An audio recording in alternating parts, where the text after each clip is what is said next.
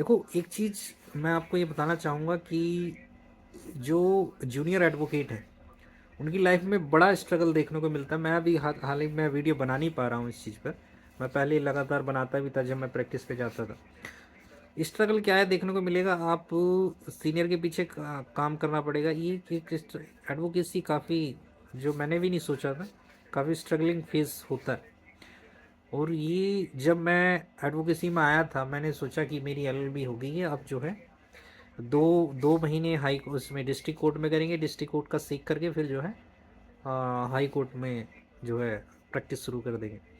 ये सबसे बड़ी एक नासमझी और बचकानापन था, अगर मैं ऐसा सोच रहा था तो। क्यों ऐसा मैं कह रहा हूँ?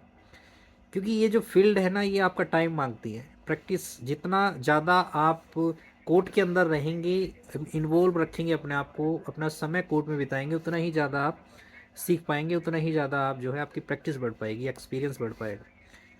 तो मुझे 6 महीने से ज़्यादा हो गया है, 7-8 महीने हो गए हैं। तो मैं ये चीज़ें अभी भी कह सकता हूँ कि I have to learn lots of the thing in the district court, जो कि प्राप्त नहीं है। बहुत सारी चीज़ें मुझे अभी डिस्ट्रिक्ट कोर्ट में सीखनी है, बहुत सारी चीज़ें।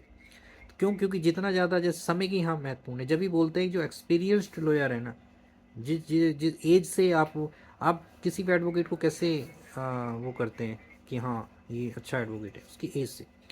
जिस व्यक्ति की 10 साल की प्रैक्टिस है, वो वाकई में उसमें माहिर मिलेगा आपको लॉ में, कानून में। तो ये चीज़ें होती हैं।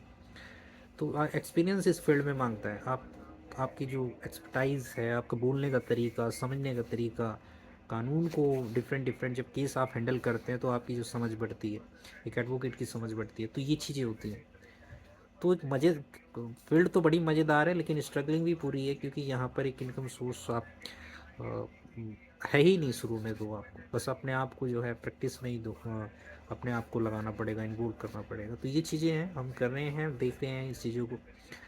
और अगर हम एक स्टाइपेंड की बात करें, जैसे सुप्रीम कोर्ट ने भी ये कहा है कि भाई एक मिनिमम स्टाइपेंड होना चाहिए जो जूनियर लॉयर है, ताकि वो अपने आप को सर्वाइव कर सके। और देखो, ये अच्छा है ना। बार काउंसिल ऑफ इंडिया भी इस चीज़ को कई बार कह चुका है, लेकिन अभी तक इस चीज़ पर कोई स्ट्रिक्ट लॉ तो आया नहीं है। लेकिन ऐसा हो तो बड़ा ही अच्छा होगा जूनियर लॉयर के लिए, हम जैसे लोगों के लिए। क्योंकि ये ज़रूरी है सरवाइव करना किसी भी फील्ड में, अपने आप को बरकरार रखना। क्योंकि तभी एक अच्छा एडवोकेट या कोई भी व्यक्ति अपनी एडवोकेसी पर ध्यान दे पाएगा अच्छी। तो खासकर उनके लिए जो फाइनेंशियल कंडीशन या जो भी है, तो इस चीज़ को अगर जो है अमल करना चाहिए एडवोकेट को। एक एक मिनिमम स्टाइपेंड तो होना ही चाहिए। तो ये सारी चीज़ें हैं जो इसमें होती है। ठीक है। तो बाकी तो प्रैक्टिस टाइम मांगती है। जितना ज़्यादा हम बिजी रहते हैं, अपना टाइम देते हैं, उतना ही हम जो है एक तरह से निखरते हैं अपनी फील्ड में। तो ये चीज़ें हैं जो चीज़ें हम देख रहे हैं। दोस्तों, मैं इसमें एक चीज़ और बात कहना चाहूँगा कि जो क्या नाम है, आप किसी जूनियर के नीचे काम किसी सीनियर के नीचे काम करेंगे, तो जो है आपको जो एडवोकेट है ना, वो जो केसेस है आपको देंगे नहीं, जो जेन्युइन केसेस है। और कुछ केसेस जो देंगे वो आपको प्रिपेयर बताएंगे नहीं पूरा तरीका क्या है। तो यहाँ पर मैंने भी बहुत ज़्यादा, मुझे भी डांट खाने को मिल जाती है। अब जितना हो सकता है उतना तो हम पढ़ ही लेते हैं, संभव से ज़्यादा। लेकिन पूरी बात डिटेल में कोई सीनियर बताता नहीं है। वहाँ जा कर के हम खड़े हो जाएंगे, और वहाँ फिर हमारी जज जो है, और ख़ासकर जो कई जज तो वाकई में बहुत ज़्यादा वो होते हैं। वो बैठे बैठे ही शायद इसलिए हैं कि हाँ इनसे एडवोकेट से मनोरंजन करना है।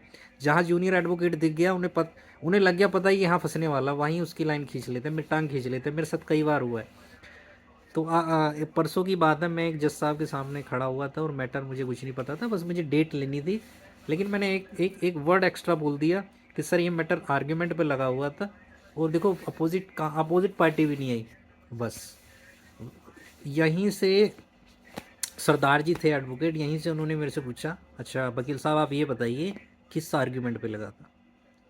मैंने कहा सर उन्होंने पूछी लास्ट डेट मैंने बता दी, मुझे पता थी जितना मैं ऊपर ऊपर से ऑर्डर देख लिए थे। अब उन्होंने पूछा भाई आप ये बताइए, आप प्रॉक्सी काउंसिल है आपने बोला, तो जब आपको कुछ पता ही नहीं है तो आप डेट ले लेना, इतना ज़्यादा क्यों बोल रहे हैं आप? तो ये सारी चीज़ें ना कई बार जानबूझ के जो टांग खींचते हैं, तो लिमिटेड हमें बोलना पड़ता है और ये चीज़ें होती है। और जो सीनियर होगा वो आपको मैन केस का भी देगा नहीं, ये भी होता है। हाँ, कई बार मैं भी बोलता हूँ, और मैं भी जब इंटर्नशिप करता हूँ अपने सीनियर से बोलता हूँ कि सर इस केस को मुझे करने दो, इस आर्ग्यूमेंट पे मुझे जाने दो। तो ऐसा होता नहीं है, लेकिन बहुत ही कम रेयर आपको दे दिया तो दे दिया।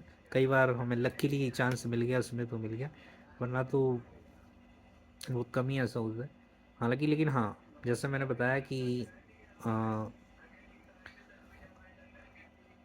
अपने आप को जो है थोड़ा दिखाना पड़ता है और शो करना पड़ता है, तभी जा कर के आपको ऐसे आर्ग्यूमेंट के पॉइंट या एविडेंस के जब होती है तो किसी केस में तभी आपको ये चांस मिल पाता है। लेकिन ठीक है, वी आर लर्निंग नाउ भी। और हमें तो एडवोकेट की तो लाइफ ही ऐसी कि हमें तो जीवन भर ही सीखना पड़ता है, सीखना है। तो ये चीज़ें होती हैं।